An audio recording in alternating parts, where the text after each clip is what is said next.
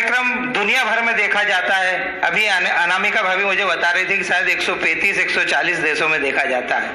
मेरा निवेदन है कि आपके कार्यक्रम में हर बार एक प्रश्न आना चाहिए, वह यह कि आजकल पैकेज प्यार का दौर चालू हो गया है। पैकेज प्यार का दौर चालू हो गया। जिस कंपनी में लड़की लड़की कार्यक्रम करते हैं, वो आजू बाजू बैठ के न जात देखते हैं न पात देखते हैं, और उस प्यार के दौर में किसी भी जात में शादी विवाह कर रहे हैं। तो यह इससे लगातार समाज कम भी हो रहा है, और हमारे समाज की लड़कियां दूसरे समाजों में बिना किसी तालमेल के जा रही है। ये बहुत बड़ा एक प्रश्न चिन्ह खड़ा हो रहा है। मेरा निवेदन है कि आपके क्रांतिकारी विचारों से दुनिया भर में यह बात फैले कि हम युवाओं को ऐसा नहीं करना चाहिए। देखिए, बात बहुत ज्वलंत है। अनेक बार ये प्रश्न उपस्थित हुआ है, अनेक बार मैंने इस पर मार्गदर्शन भी दिया, लेकिन बात हमें इसे बहुत गहराई से समझना चाहिए। ये बहुत गंभीर और संवेदनशील मुद्दा है।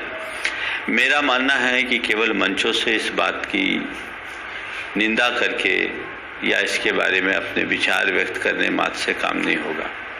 हमें इसकी जड़ तक जाना होगा और जड़ को मिटाना होगा। आखिर ऐसा हो क्यों रहा है?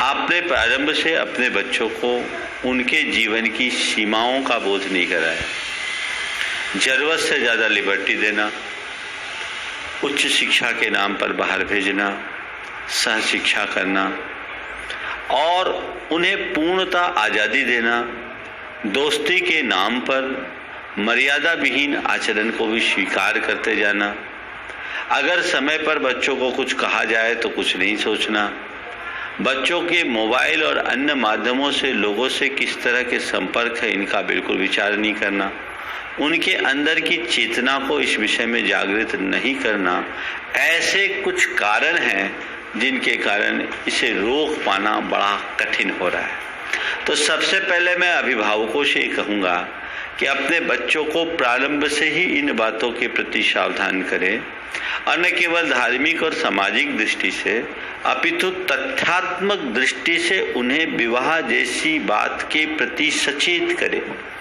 उन्हें बताएं कि विधर्म विवाह का दुष्परिणाम क्या है। आज रिसर्च बताते, आंकड़े बताते हैं कि विधर्म विवाह प्रायः असफल होते हैं। दुनिया में सबसे ज़्यादा अफेयर अमेरिका में होते हैं और वहाँ पर डे 15,000 डाइवोर्स होता है, और ये आंकड़ा आज से करीब 15 साल पुराना है। आज का अपडेट मेरे पास नहीं है। लोग इस चीज़ को समझते हैं। आज भी जो लोग अफेयर करके विवाह करते उनमें और जो अरेंज मैरिज करते उनमें सर्वे करें तो आप पाएंगे कि सफल जीवन किसका है। उनका जो प्रेम विवाह किए हैं या जो विवाह करके प्रेम से रह रहे हैं। ये आराम से ये बातें समझ में आएगी। फिर बच्चों को एक बात समझाना चाहिए कि विवाह दो व्यक्तियों के मध्य नहीं होता, दो परिवारों के मध्य होता है, और दो परिवारों के विचार जब तक मेल नहीं खाएंगे वो विवाह निभ नहीं पाएगा, विवाह विवाद में न बदले।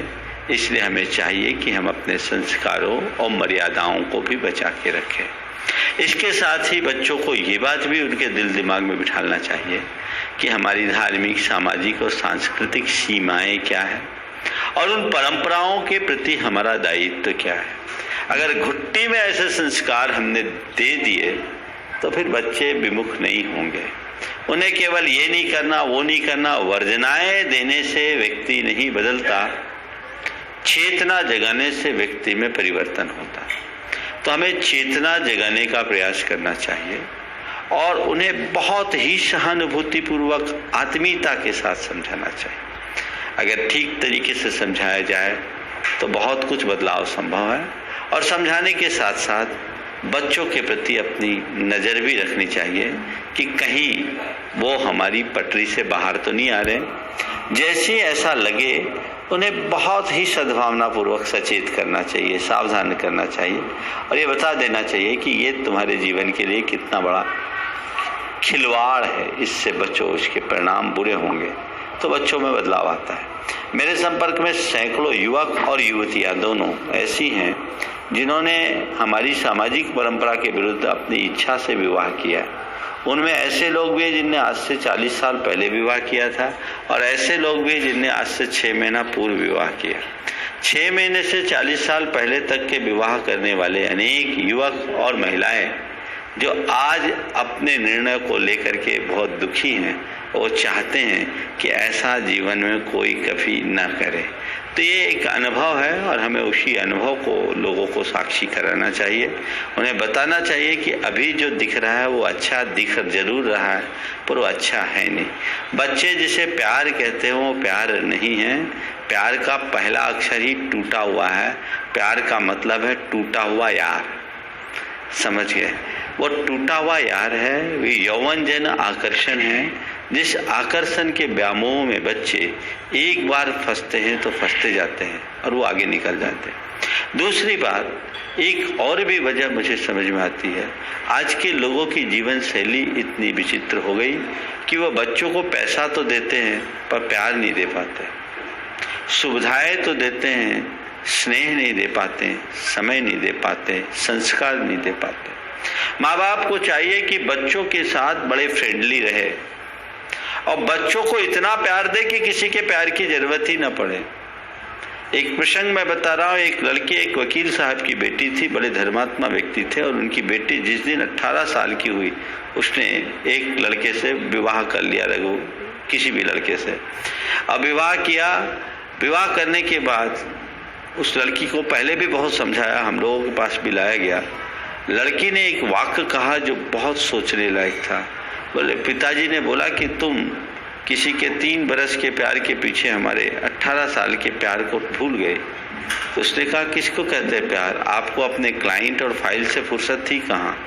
आपने हमें प्यार दिया कहाँ? मुझे प्यार की ज़रूरत थी, आपका प्यार नहीं मिला, मुझे जिसका प्यार मिला मैं अब उधर निकल गई, मुझे वहाँ जाना है। ये बहुत सोचने लायक बात है। हालांकि उसे मैंने समझाने की कोशिश की, समझाया, लेकिन कई बार ये स्थितियाँ भी बनती है। घरों में बेटे और बेटी के प्रति दोहरा रवैया भी इसके पीछे एक बहुत बड़ा कारण बनता है। तो एक गंभीर बात है, इस पर खूब अच्छे से विचार करना चाहिए और समाधान मूलक रास्ता अपनाना चाहिए। हाँ, बोलिए।